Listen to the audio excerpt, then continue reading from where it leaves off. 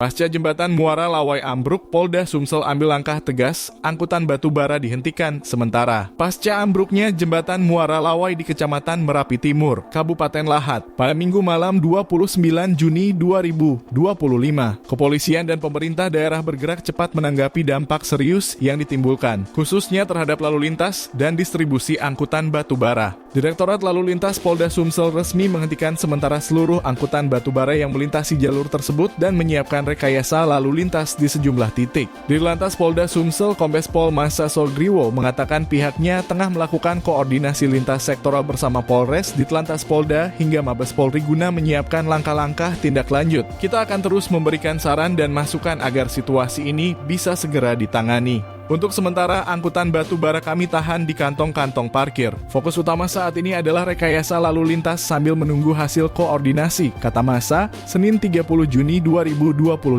Pihak kepolisian juga menegaskan akan memperkuat penertiban terhadap kendaraan over, dimension overloading yang selama ini menjadi momok dalam kerusakan infrastruktur jalan dan jembatan di Sumatera Selatan. Penindakan odol pasti akan dilakukan, tapi untuk saat ini kami prioritaskan penanganan lalu lintas dan keselamatan warga, kata Dirlantas Polda Sumsel. Bupati Lahat Bursa Zarnubi menilai runtuhnya jembatan yang dibangun sejak tahun 1987 tersebut tak lepas dari beban berlebih yang terus dilalui, utamanya oleh truk-truk pengangkut batu bara.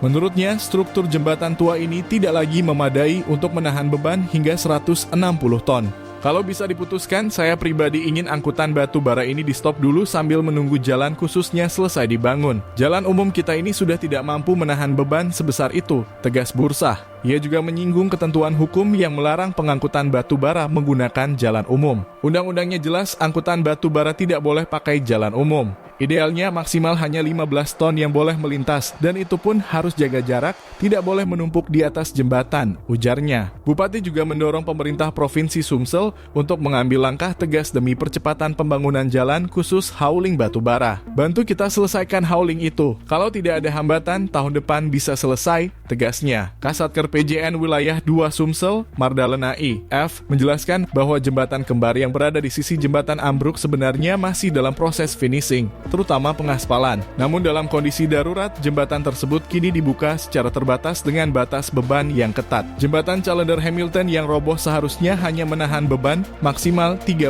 hingga 40 ton. Tapi pada saat kejadian, kapasitasnya jelas jauh terlampaui. Tumpukan kendaraan di atas jembatan memicu keruntuhan di bagian tengah, jelasnya. Mardalena menambahkan upaya evakuasi kendaraan masih berlangsung. Para sopir sudah lebih dulu dievakuasi. Kami sekarang fokus pada penanganan kendaraan dan pengamanan area sekitar, imbuhnya.